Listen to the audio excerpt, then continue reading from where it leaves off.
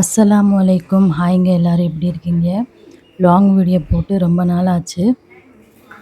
இன்ஷா அல்லாஹ் கண்டிப்பாக long video போடுறதுக்கு நான் ட்ரை பண்ணுறேன்.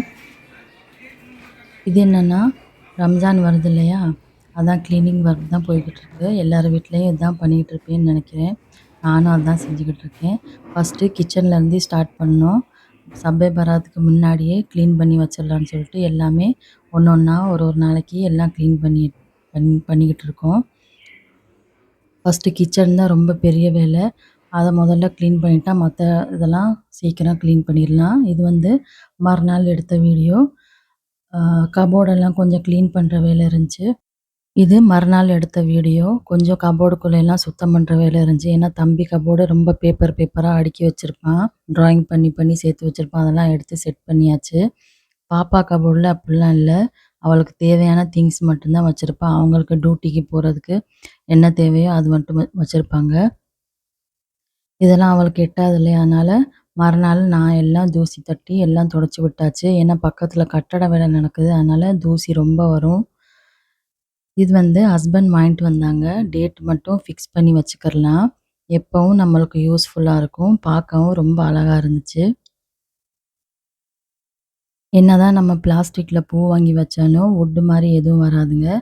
எதுவும் பாலிஷ் பண்ணி எல்லாம் துடைச்சி விட்டு நல்லா வச்சாச்சு. பளபளன்னு ஆயிடுச்சு எல்லாம். இது வந்து ஹஸ்பண்ட் ஒரு இடத்துல செய்ய சொல்லி வாங்கிட்டு வந்தாங்க. இதுவும் இந்த மக்கா மதினா இருக்கு இல்லையா, அதுவும் ரெண்டுமே பார்க்குறதுக்கு அழகாக இருந்துச்சு. கொஞ்ச நாள் ஆயிடுச்சு செஞ்சு வாங்கிட்டு வந்து. மறுபடியும் பாலிஷ் பண்ணி வச்சாச்சு. எல்லாமே செட் பண்ணி வச்சாச்சுங்க. ஒன்று ஒரு வேலையை எல்லாம் பார்த்துட்டு பண்ணிக்கிட்டு இருந்தோம். ஆளுக்கு ஒரு வேலையை பார்த்துக்கிட்டு இருந்தோம். அதனால் சீக்கிரமாகவே முடிஞ்சிருச்சு 2-3 நாளைக்குள்ளே. ஏன்னா உள்ளேயும் ரூம் இருக்கு இல்லையா, அதையும் சுத்தம் பண்ணணும், எல்லாம் இது பண்ணணும்னு சொல்லிட்டு 2-3 நாள் ஆயிடுச்சு. குஷன்லாம் நல்லா வெயிலில் காய வச்சு எடுத்துகிட்டு வந்து சரி ஒரு இதாக அதையும் நாளே தூசி தட்டி விட்டேன். மறுபடியும் தூசி இருந்த மாதிரி இருந்துச்சு. அதையும் க்ளீன் பண்ணி ஒரே இதாக வச்சிடலான்னு சொல்லிட்டு வச்சுக்கிட்டு இருக்கேன்.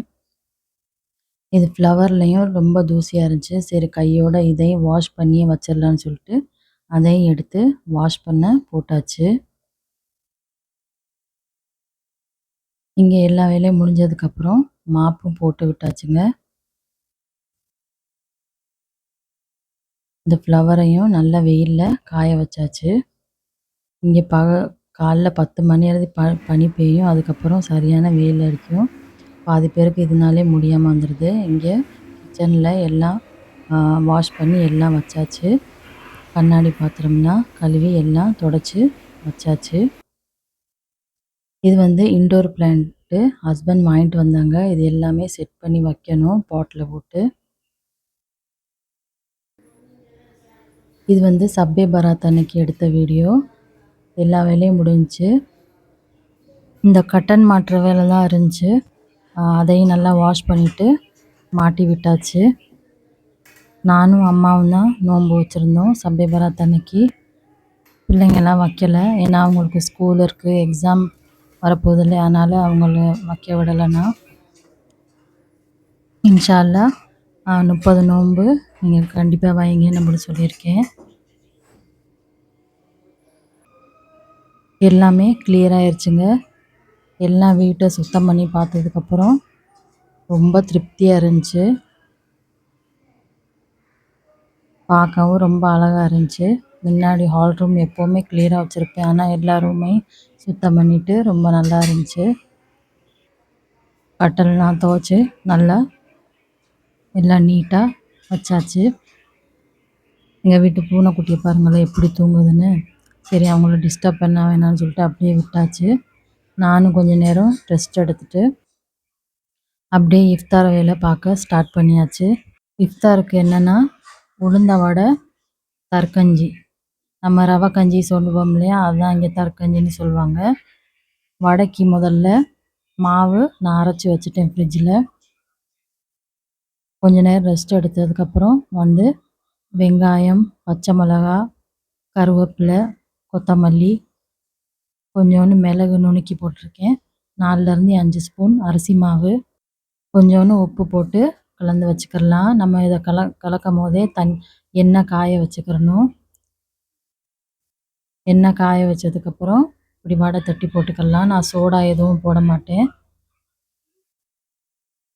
சோடா போட்டா ரொம்ப எண்ணெய் குடிக்கிறாப்புல இருக்கும். அதனால நான் சோடா போட மாட்டேன். நான் இப்படித்தான் வடை செய்வேன். கொஞ்சம் கூட எண்ணெய் குடிக்கல பார்த்தீங்களா? வடையும் ரெடி ஆயிருச்சு. இங்க தர்க்கஞ்சிக்கு ரெடி பண்ண போறேன். இதுக்கு 1 ஸ்பூன் நெய், தேங்காய் எண்ணெய் கொஞ்சம் நிறையா ஊற்றிக்கிறணும். அதுக்கப்புறம் பிரிஞ்சி இலை இருக்குல்ல, அது போட்டு வெங்காயம் ஒரு பெரிய வெங்காயத்தில் சின்னதாக எடுத்து குட்டி குட்டியாக நறுக்கி போட்டுக்கிடலாம். என்ன அது ரவை கஞ்சின்னு சொன்னாங்க, இப்படி வெங்காயம் போடுறாங்கன்னு நினைக்காதீங்க. வெங்காயம் போட்டு தான் இங்கே செய்வாங்க. ஆனால் நல்லா இருக்குங்க டேஸ்ட்டு. கண்டிப்பாக நீங்கள் ட்ரை பண்ணி பாருங்கள். நம்ம எப்படி நோம்பு கஞ்சிக்கு மசால் வடை செய்வோம் இல்லையா, அதே மாதிரி இங்கே தர்க்கஞ்சியும் ஒரு அப்பம்னு செய்வாங்க. நான் வடை செஞ்சுருக்கேன். இதுவும் நல்லாயிருக்குங்க. வெங்காயம் நல்லா வதங்கினதுக்கப்புறம் முந்திரி, திராட்சை எல்லாம் நல்லா வறுத்துட்டு ரவை 4லேருந்து 5 ஸ்பூன் நான் எடுத்திருக்கேன். அதையும் நல்லா அந்த நெய்யிலே நல்லா வறுத்துக்கிடலாம். கொஞ்சம் நேரம் வறுத்தா போதும். ஃபஸ்ட்டு தண்ணி ஊற்றிட்டு அப்புறம் பால் ஊற்றுங்க. ஏன்னா பால் ஊற்றினா கொஞ்சம் தீஞ்ச வாடை இருக்க மாதிரி இருக்கும். அதனால் ஃபஸ்ட்டு தண்ணி ஊற்றிட்டு 1/2 லிட்ரு பால் நான் எடுத்திருக்கேன். இது கொஞ்சம் தண்ணியாக தான் வைக்கணும். ஏன்னா வெந்து நல்லா ஆற ஆற கொஞ்சம் கெட்டிப்படும். அதனால் கொஞ்சம் தண்ணியாக வச்சுக்கிடலாம். நம்ம எப்போவும் இனிப்புக்கு ஒரு கல் உப்பு போடுவோம் இல்லையா, அதிலே கொஞ்சம் கூட போட்டுக்கோங்க. இப்போ உங்களுக்கு இனிப்பு எவ்வளோ தேவையோ அதுக்கு தகுந்தாப்புல நீங்கள் சுகர் சேர்த்துக்குங்க. சேர்த்துட்டு ஒரு கொதி கொதிச்சா போதுங்க. ரவை நல்லா வெந்துடும். இப்போ ஒரு கொதி கொதிச்சிருச்சுங்க. பாருங்கள், ரவை நல்லா வெந்துருச்சு. இப்போ ரெடி ஆயிடுச்சுங்க. இப்போ இதை இறக்கி வச்சிடலாம். இது கொஞ்சம் ஆறணும். அப்போ தான் நோம்பு திறக்கிறப்ப கரெக்டாக இருக்கும். ஏன்னா ரொம்ப சூடாக இருந்தால் நம்மளால் குடிக்க முடியாது. அதனால் இதை நல்லா ஆற விட்டாச்சு.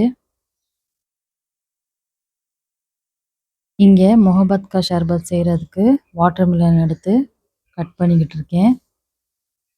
இதை கட் பண்ணிவிட்டு உள்ள சீட்ஸ் எல்லாம் எடுத்துட்டு குட்டி குட்டியாக கட் பண்ணிக்கிடலாம். இந்த மாதிரி குட்டி குட்டியாக கட் பண்ணிக்கிட்டு ஒரு பாத்திரத்தில் ரூ அப்ஸா ஊற்றிட்டு, ஏன்னா நம்ம இதில் சுகர் சேர்க்க போகிற கிடையாது, அதனால் ரூ அப்ஸா கொஞ்சம் நிறையாவே ஊற்றிக்கிறேன். ஊற்றிட்டு 1/2 லிட்டர் பால் இதில் சேர்த்துட்டு மில்க் மேடும் கொஞ்சம் சேர்த்துக்குங்க. அது வீடியோவில் மிஸ் ஆயிடுச்சு. மில்க் மேடு சேர்த்ததுக்கப்புறம் நல்லா கலந்து விட்டு எடுத்துக்கிடலாம். இதிலே நம்ம குட்டி குட்டியாக கட் பண்ணோம் இல்லையா வாட்டர் மிலன், அதை சேர்த்துட்டு நல்லா கலந்து வச்சுக்கிடலாம். இதில் நீங்கள் சப்ஜா விதை கூட போட்டுக்கோங்க. நான் போடலை, ரொம்ப கோல்டாக இருக்குன்னு சொல்லிட்டு நான் போடலை. அவ்வளோதாங்க, ஆயிடுச்சு.